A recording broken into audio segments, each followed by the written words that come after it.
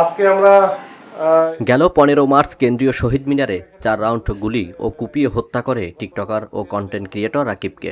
এই ঘটনায় পুলিশ ওই দিন একজনকে গ্রেপ্তার করলেও বাকিরা পালিয়ে যায়। গতকাল এই হত্যাকাণ্ডে জড়িত 5 জনকে দেশের বিভিন্ন স্থান থেকে গ্রেপ্তার করে পুলিশ। এরপর বেরিয়ে আসে চাঞ্চল্যকর তথ্য। সন্দেহের তীর জান্নাত মুন নামে এক টিকটকার নারীর দিকে। রমনা ডিসি মাসুদ বলছেন, বিষয়টি তদন্তাধীন। গ্রেপ্তারকৃত সন্ত্রাসীরা সবাই খুলনা জেলার বাসিন্দা বলেও জানান এই পুলিশ কর্মকর্তা। বসুন্ধরা, উত্তরা, বনশ্রী, কুড়িল ও বাড্ডা সহ রাজধানীর বিভিন্ন স্থানে অভিজাত ও অত্যাধুনিক মানের ফ্ল্যাট কেনার এক নির্ভরযোগ্য প্রতিষ্ঠান প্লেজেন্ট প্রপার্টিজ লিমিটেড। এ ঘটনায় ডিএমপি মিডিয়া সেন্টারে দুপুরে সংবাদ সম্মেলনে এসব তথ্য জানান রমনা উপ পুলিশ কমিশনার মাসুদ আলম। তিনি বলেন, হত্যাকারীদের দেওয়া তথ্য এবং প্রযুক্তি ব্যবহার করে জড়িতদের গ্রেপ্তার করা হয়। শিহাব নামে একজনকে ওইখানে স্থানীয় জনতার সহায়তায় পুলিশ কিন্তু একজনকে ধরে। ধরার পরে আমরা যেহেতু ওইখানে ভালো একটা ক্লু পাই যে একজনকে আমরা ধরতে সক্ষম হই, তো তার কাছ থেকে কিছু তথ্য পাই, যদিও সে প্রথম থেকে আমাদেরকে ব্যাপক মিসগাইড করেছে। তো পরবর্তীতে আমরা তার অন্যান্য ডিটেলসটা সংগ্রহ করে আমরা কাজ শুরু করে দিই।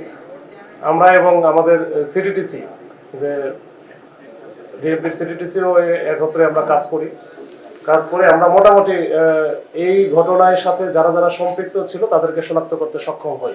পরবর্তীতে ওই রাতেই আমাদের 2টা টিম চলে যায় খুলনাতে।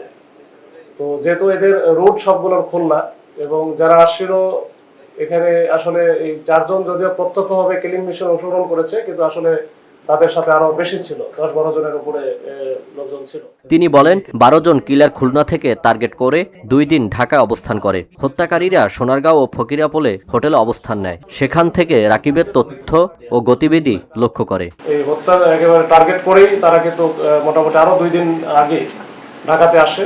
এসে তারা রাজধানীর বিভিন্ন হোটেলে, বিশেষ করে ফকিরাপুর একটা হোটেলে আছে, তারা বেশ কয়েকজন ছিল। এর সোনারগাঁও হোটেলেও তারা 2 জন ছিল, যাদের আমরা সিসি ক্যামেরা ফুটেজও পেয়েছি, রফিক এবং সাজু নামে। তো 2 জন সোনারগাঁও ছিল, বাদ বাকি 8-10 জনের মতো ছিল ফকিরাপুরে একটা হোটেলে। তো তারা এর মধ্যে রেকি করতে থাকে যে রাকিব কখন শহীদ মিনারে রাকিবের অবস্থানটা হচ্ছে প্রতিদিন মোটামুটি একই রকম।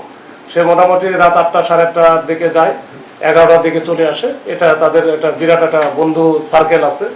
আর রাকিব যেহেতু সে টিকটকে কন্টেন্ট ক্রিয়েট করে, তো এই জন্য মোটামুটি ফেমাস ছিল এবং তার বড় একটা সার্কেল ছিল।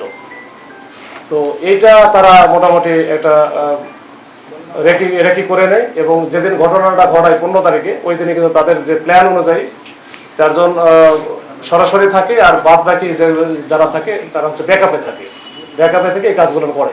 সন্দেহ থেকে টিকটকার জান্নাত মুনের স্বামী সাজিদ কিলার ভাড়া করে রাকিবকে হত্যা করে। গ্রেপ্তারকৃত সন্ত্রাসীদের কাছ থেকে একটি বিদেশি পিস্তল সহ দেশীয় অস্ত্র উদ্ধার করা হয় বলেও জানান এই পুলিশ কর্মকর্তা। একটা বিদেশি পিস্তল আমরা উদ্ধার করেছি। আল আমিন এম তাওহিদ, ভিওডি বাংলা, ঢাকা।